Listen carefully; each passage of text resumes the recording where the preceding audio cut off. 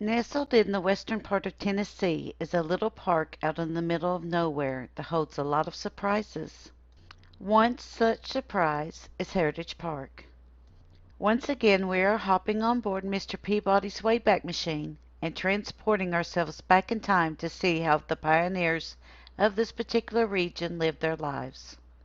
So don on your Sunday best as we travel back to a time when the pioneers lived, and we will sit a spell and take in the history that was left as our legacy.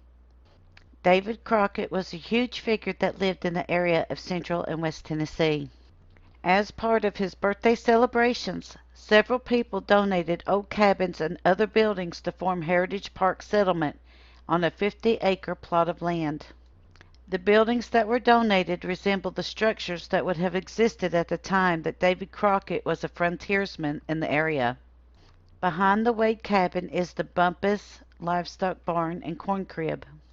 The barn was donated by the Barnes family and was moved to its new location in 2012.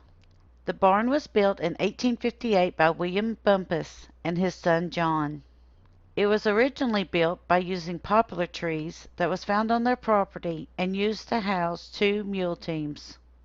There are 2 buggies that are in little carports to each of the sides of the barn, but there is no signage as to what the buggies were used for or when they were donated and who by.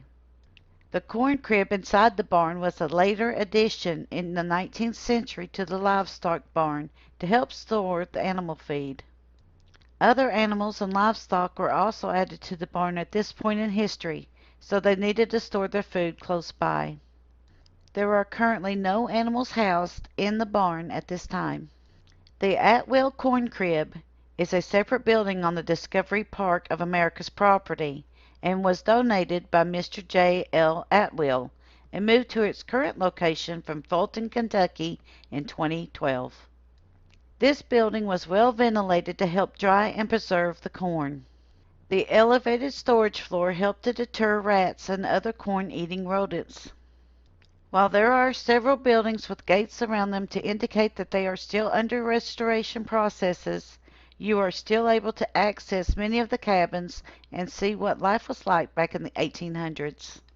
Many of the buildings' restoration process has been completed, but there are several places such as the barn and the Wade cabin that is still under construction, and you can watch the workers as they complete their tasks. The restoration is funded by Robert E. and Jenny D. Kirkland Foundation and will cost more than $500,000 when completed. There are quite a few cabins in a small town that we will further explore on our way through the Heritage Park over the next several weeks. We hope that you enjoy this walk through our history. We would love to thank all of our hosts at Discovery Park of America in Union City, Tennessee. All of your staff were very helpful, kind, informative, and very well versed in all of the historical events that they wish to convey. Very well done. We would also like to thank you, our viewer, for continuing to support Kentucky's Tennessee Living as we bring you the history of the Kentucky and Tennessee states. Thank you for watching our video. Discovery Park of America presents Heritage Parks, the Livestock Barn, and Corn Crib. We thank you for continuing to support Kentucky Tennessee Living as we bring you the history of the Appalachian Mountains. Please like, subscribe, and share below. Also hit the bell for notifications of future videos. And once again, be sure to leave us a "Hey y'all" in the comment section below.